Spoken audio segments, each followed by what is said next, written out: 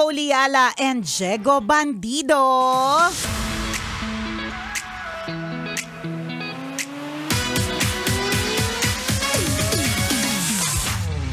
Nabitin ako sa usapan ni Nicole Yala at ni Conyo Bicolano tungkol sa episode ng Dear Love.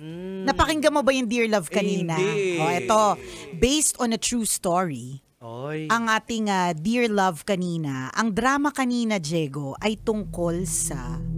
Ayan na naman tayo sa natatakot. Natatakot ako sa background music. Magkwento ka. Ay tungkol sa tinatawag na incubus. Dati, yung mga batch natin, Jegs, ang alam natin sa incubus, ang incubus ay banda. Yan. So kung kilala mo ang bandang Incubus, malamang may gout ka na. Nakakatakot, di ba? Yung may gout ka. Yung feeling pabata ka pero may gout ka. So tungkol sa Incubus, itong Incubus na to, first time ko lang din itong napakinggan nung panahon na nandito pa si Christopher. Kala mo namatay. Charot lang. Masamang damo yun. Kalmado lang si Kuya. Hilig kasi nun, alam mo si Christopher. Mahilig siya sa mga horror. Mahilig, pero sobrang matatakotin. So isa sa mga naging discussion namin ay tungkol sa Incubus kasi meron kaming laging bisita na ang pangalan ay Nick Nangit. Okay. And due to insistent public demand, ngayong araw na ito ay kasama po natin ang ating spirit quester friend na si Nick Nangit. Ayan. Pwede mong suotin. Ayan, tama. Magsuot ka ng witch na na hat para magsuot ka ng witch na hat para hindi ka masyadong nakakatakot. Wait lang. May mic ka na ba? Pakinggan mo ang iyong... Kaya nga, tanggalin mo na yung witch hat mo. Ayan. Pwede pala. Pwede naman pala. So kasama po namin ni Diego Bandido ngayong araw na ito ay si Nick Nangit. So Nick Nangit ka, para dun sa mga first time siyang napakinggan. Lagi namin tong guest ni Christopher. Ito, lumalabas kasi siya kapag ka mga ganitong panahon. Kabuanan. Pag mga itong kabuanan, naghahati yung katawan niya. Tapos lumilipad siya papunta sa Love Radio. So welcome back to Love Radio, Nick It's Nangit. the time of the year. Yes! Dito pinakasikat si Nick Nangit as a spirit question. Dito rin ako nagsimula. Oo, actually, di ba? Kaya kapag yumamang ka na ng bongga-bongga, kaka-guess sa'yo ng iba't iba, alam mo na kung saan ka nagsimula. So para sa kaalaman ng lahat, si Nick po ay hindi lang po basta ito albularyo. Hindi siya albularyo at hindi rin po siya witch. Hindi lang ganon, no? Di ba? Marami din kaalaman pagdating ko sa batas. Correct, dahil isa siyang CPA lawyer. Lagi po natin binabanggit yan sa description sa kanya kasi baka hindi kayo magtiwala sa suot niyang hat. Walang maniniwala. So, off-air, meron kami pinag-usapan na isang bagay na very interesting. Pero bago yun, Jegs, nabitin kasi, eto may nag-PM sa atin, nabitin to ko sa incubus. So, ano nga ba ang incubus? Yes. Okay, ang incubus kasi isang uri ng elemental. Okay. Yan ay dumalapit sa isang tao dahil na-attract sa kanyang sexual energy. So ibig sabihin, Jegs, sexual energy. Pagka merong na-attract sa'yo na elemento because of your sexual energy, alam na this. Talagang tunay kang maganda. Kasi ultimo elemento. O kagaya nga sa dami mo! Alam, akala ko pa lang ni Chris yun Pati pala si Diego. Alam mo nga, nakakatawa. Di ba nagpo-post kami ng mga itsura namin ng yung Halloween na makeup. Tawang-tawa sila sa akin kasi, yung nananakot, siya naman talaga yung mas malakas yung sigaw. Correct. So bakit na-attract ang mga elemento sa sexual energy? Gusto ko munang malaman, Nick, ano ba yung itsura nitong incubus na sinasabi? Ano ba ang manifestation nito pag nagmanifesta sa mata ng tao? Hayop ba to? Tao ba to? Correct. Or nakikita ba siya ng regular na mata? Basta na lang nararamdaman. Or nararamdaman lang ba siya? Okay. Ang dami kasing tanong. Sorry na po. Sana maalala ko. Ay, nakalimutan ko, may edad ka na rin pala. Alam mo na ba, gout. Anyway, Okay, game. Kasi ang incubus kaya na-attract sa isang tao dahil nga yan ang nature nila eh. Okay. Sexual ang energy kasi nila eh. So na-attract sila pag ikaw ay either tigang or sobra. Nagkakanig ko. Saan ka doon? Alin ka doon? Secret. Ako rin. Parang Ikaw rin. parang walang kalalagyan So kailangan talaga laging meron. Kasi at saka wag din sobra. Kasi kung sobra, attracted. So bakit attracted pag tigang? Kasi parang feeling nung incubus. Sila yung mag-fill in ng pagkukulang. Okay. Siyempre bukod pa dyan, dapat talaga maganda ka or gwapo ka. Ganon. Kaya wala Safe na ako. Hindi sa pananaw natin. Kasi iba ang tingin nila. Oo, kasi may mga tao na kami na sa mga spirit quests namin, may mga na pinupuntahan ng incubus kung yan ay babae. Pag lalaki naman succubus. Okay.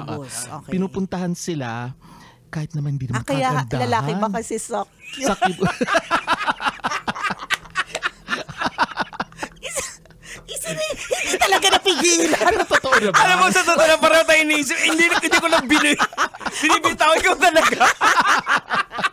Binitawan ko talaga yung succubus. Okay. Yes, oo. Pwede yung sa mga spirit. Bakit mo sinabing? Sa mundo nila, kasi hindi naman kagandahan. Ayun! Yun yung sasabihin ko. Alam mo, judgmental ka talaga. So, sa mata mo, sa mata ng natin, tao, kung titignan mo, grabe naman yung bakit naman dito na-attract? Sakto lang naman yung tsura or minsan wali. Para ding mga afam, di ba? Ang gusto ko sa mga afam, alam mo na, di ba? Pasensya na ha, sa mga iba dyan.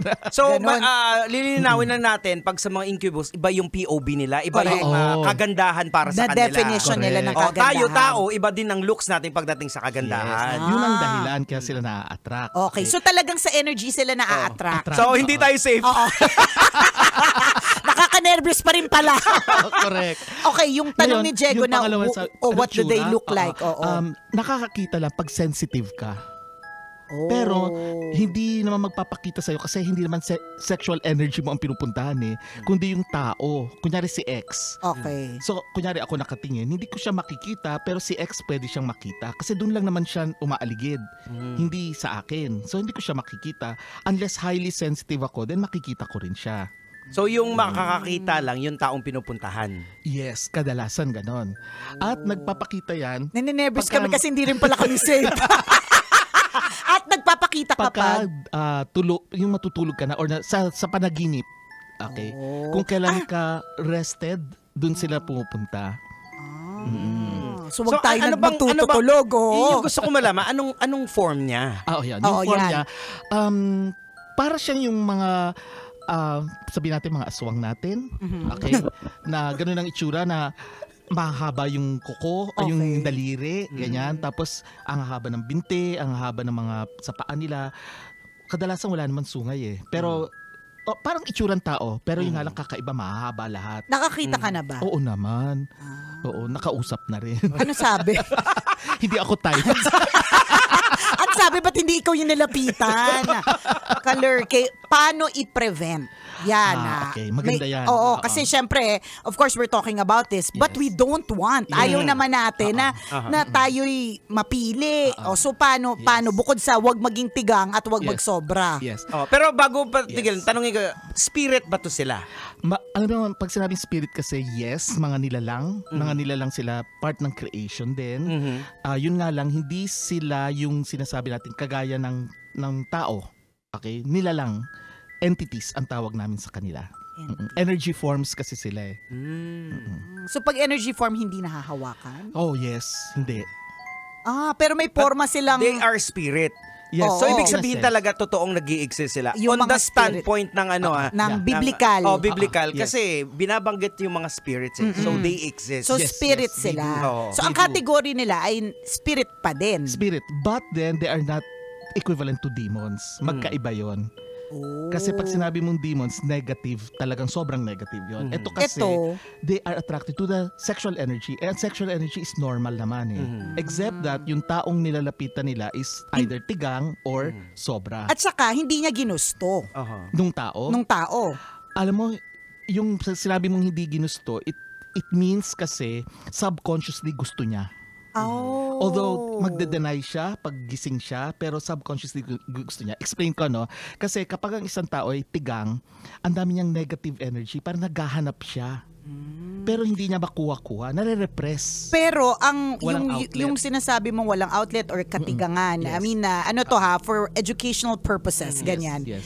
Does it, because incubus, sexual lang talaga? Or paano, Yes, bawa, sexual tigang lang. sa kaalaman? Or Ay, tigang hindi. sa, hindi, sexual lang talaga. Yes. It's more on lang. sexual. Yes. So yun yung vibes na nasasagap nila Yes. is yung sexual dahil kulang ka, nararamdaman nila, nasi-sense nila na there's something longing at meron din naman pag sobra-sobra ka, parang nagsisend ka ng signal sa Yes, kanila. kasi negative ang lumalabas. Oo. Yung longing mo, let's say tigang ka, no, naghahanap ka na parang sinasara mo yung mundo mo, natatakot ka sa mga tao, ayaw mong natudumihan ka sa sex, basta sinabing sex ayaw mo.